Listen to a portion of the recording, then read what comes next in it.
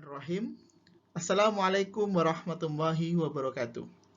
Dear sisters and brothers of macroeconomic class of International Program for Islamic Economics and Finance, we meet again on discussion on the first meeting about macroeconomic course. In this course, you have learned about some issues related with the national income accounting. And according to your books, the end of the chapter 2, there are some important keywords that need to be discussed further in order to equip you with the more understanding about national income accounting. The first is about final goods.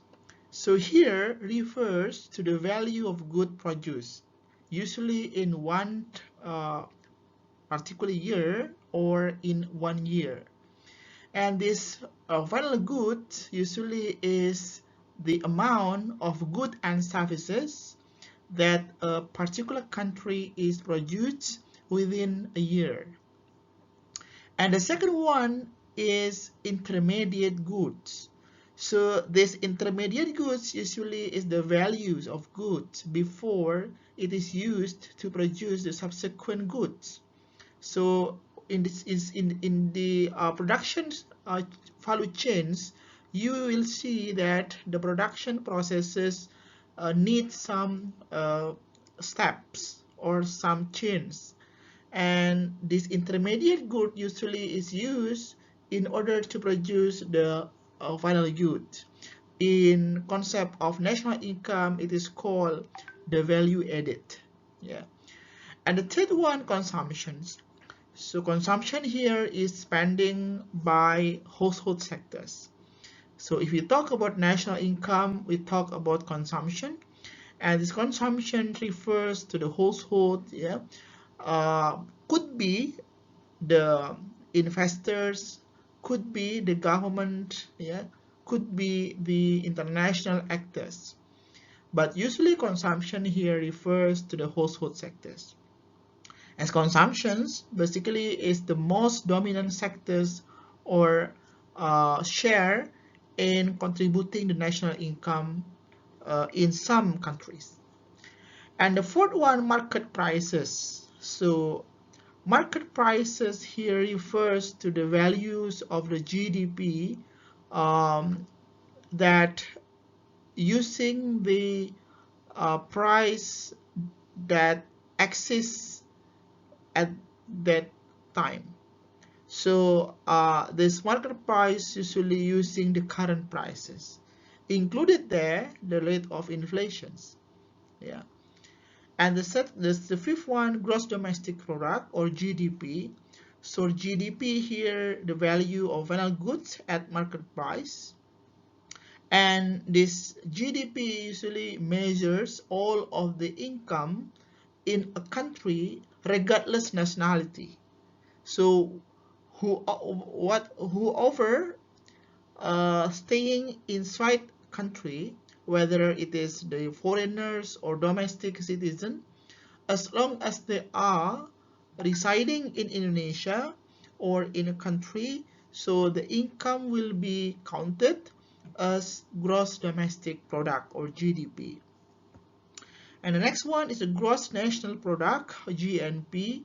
Here refers to the final goods produced by domestically owned only. So for example, in Indonesia, we have huge population and they're working around the globe.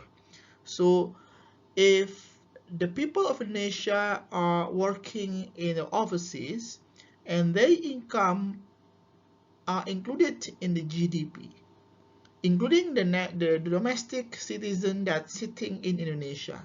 So GNP here really represent and covers and also accommodate the income of the nation, yeah, by looking at the nationality. Yeah. And the next one is the net domestic product or NDP. So basically NDP here is the gross domestic product minus capital consumption allowance or depreciations. So once the GDP is deducted by the depreciation, it will be as NDP. And the next one is GDP deflator. So here is the real GDP deflated by inflation rate. So the inflation has been considered in order to calculate the GDP deflator. And the next one is consumer price index.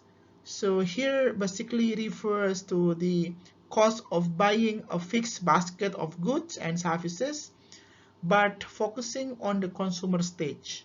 So if you wanted to calculate the rate of inflation, usually the statistical board or the central bank released the monthly or yearly CPI by looking at several basket of goods.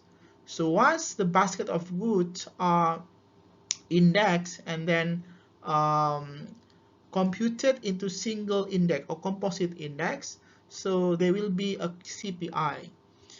And the CPI here refers to the base year. So every period, the central bank or statistical board revise regularly the base year.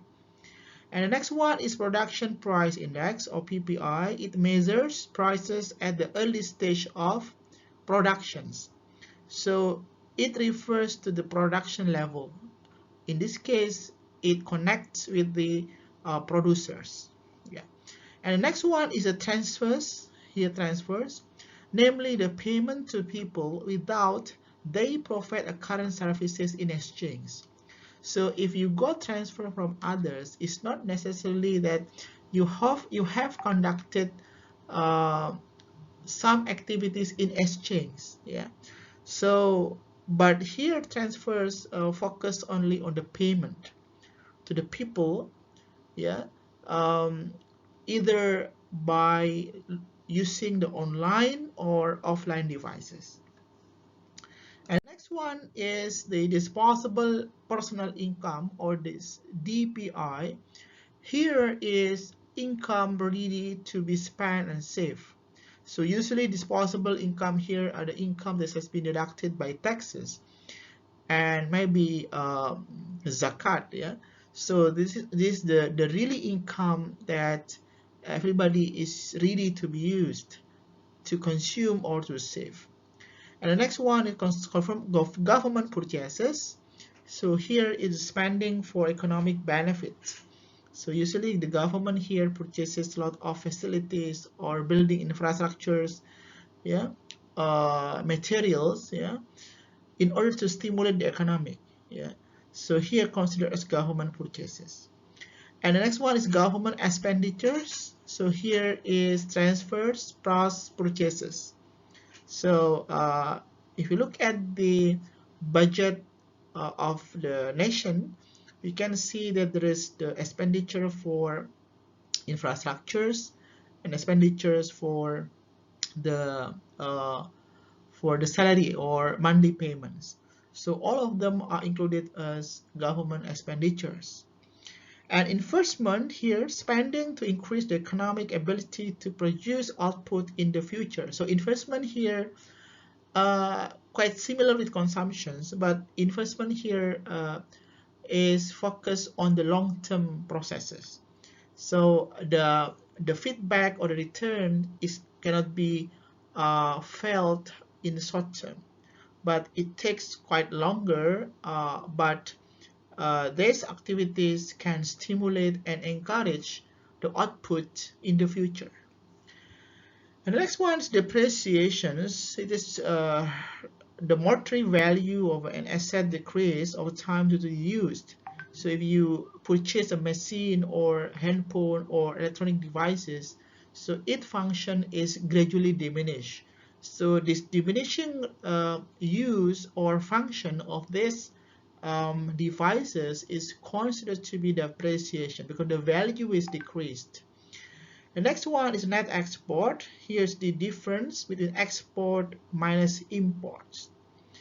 And consumer durables, so here do not wear out quickly. So it means that the goods and services could be used longer, yeah, because it is not